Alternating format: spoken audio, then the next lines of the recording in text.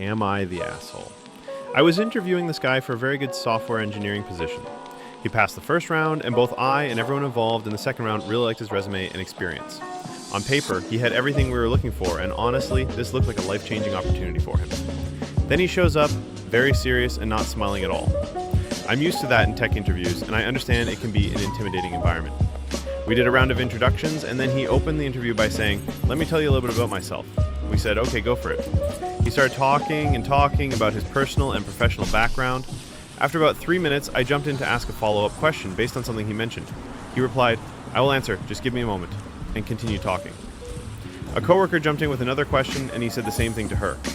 At this point, we were kind of looking at each other, but decided to let him continue and give him the benefit of the doubt. But after more than 5 minutes, I jumped in again with another question. I had to talk over him to do it. He finally paused and answered, but in such a long-winded way that he ended up veering into another topic.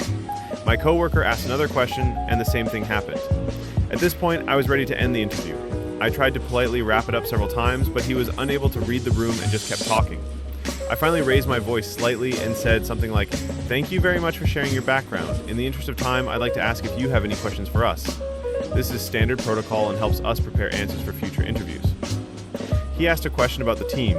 As I was answering, he raised his finger and interrupted to talk more about his background. I let it go. Then he asked another question, which my coworker started to answer, but again, he spoke over her to talk about himself. I tried once more to interrupt politely, but he kept talking. At that point, I was done. I said, "John, you really have to shut up and listen." He was surprised, as was my coworker, but he finally stopped talking. I continued, "You walked into this room with a 99% chance of getting the job. Now that chance is 0.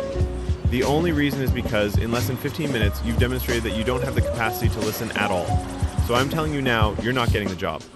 But if you take anything away from this interview, let it be this. No matter how good you are technically, if you can't listen, you'll never excel in this career." He apologized and said, "Can we start again?" I replied, "You had your chance. Best of luck in your future interviews. Make sure you listen." Looking back, I know I could have handled that differently, but I still feel bad for the guy.